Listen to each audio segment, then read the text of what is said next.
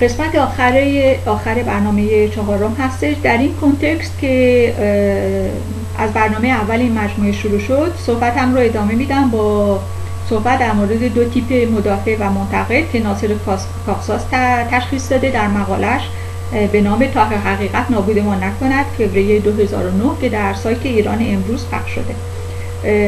و ناصر کاخساز میگه دفاع برخلاف انتقاد به شخصیت پیچیده و فرهنگ بالایی احتیاج نداره. در قلمرو کشش سیاسی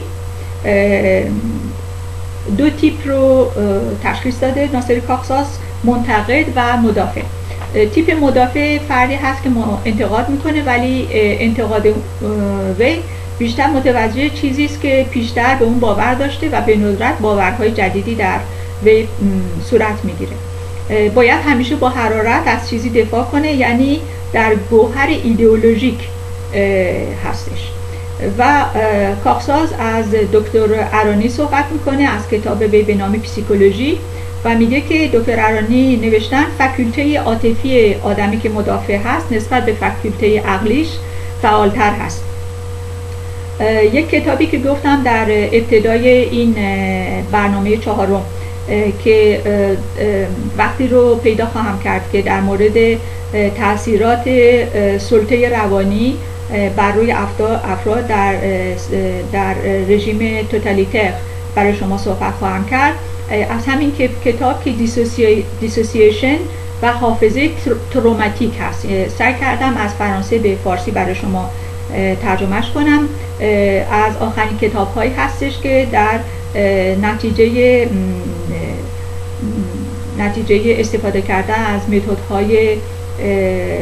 متدهای علمی برای درمان تروماتیسم انسان هاست و دلایل مختلفی برای هر فردی این تروماتیسم میتونه داشته باشه. یکی از این علتها جنگ، شکنجه و گفتیم رژیم توتالیتر و دلایل دیگری هست. و در رابطه با این صحبت دکتر ارانی در این کتاب که قسمت آخر کتاب هست، شاپیتر آخر کتاب رو دارم تمام میکنم، نوشته شده که لیپوکامپ از مغز انسان صحبت شده. مغز انسان میتونیم بگیم به دو قسمت هستش. یک قسمتش مغز لوژیک هست، یک قسمتش مغز عاطفی. قسمتی که مغز لوژیک هست هیپوکامپ نام داره و قسمتی که مغز حسی هست، عاطفی هست، امیگدال نام داره. پس در این کتاب نوشته شده کسایی که تروماتیسم دارن اینها مغز عاطفیشون فقط کار میکنه و مغز لوژیکشون کار نمیکنه، یعنی نمیتونن تصمیم بگیرن، نمیتونن از هم تشخیص بدن موقعیت چه هستش. و ارانی معتقد هست که کاخساز می‌نویسه در این مقاله که آدم‌هایی که مدافع هستن حتی فعالیت سیاسی آزاد براشون زیان بخشه. من با خوندن این کتاب فهمیدم که کتابی که خودم دارم میخونم به فرانسه، فهمیدم که چرا زیان بخشه.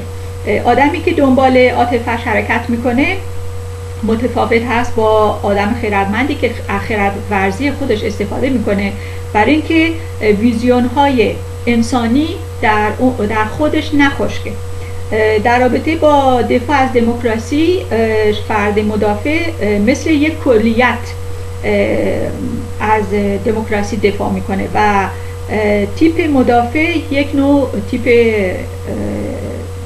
جهان سومی است که باید از تیپ محافظه کار غربی جدا کرد به نوشته کاخساز.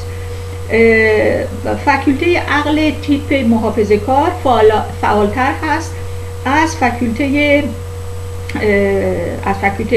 فرد مدافع و به این سبب هست که فردی که محافظه کار هست از عقلانیت خودش استفاده ابزاری میکنه تا بر ساختار دموکراسی تسلط پیدا کنه. در برنامه بعدی، برنامه 5، در مورد تفاوت 3 کنسپت آژان، اکتور و اوتور با یکدیگر براتون صحبت میکنم. همچنین در مورد اهمیت دادن در روی زبان کار کردن، کاری هستش که ما شروع کردیم از برنامه اول این مجموعه، و در مورد رابطه هویت و آزادی صحبت خواهیم کرد. پایان برنامه 4.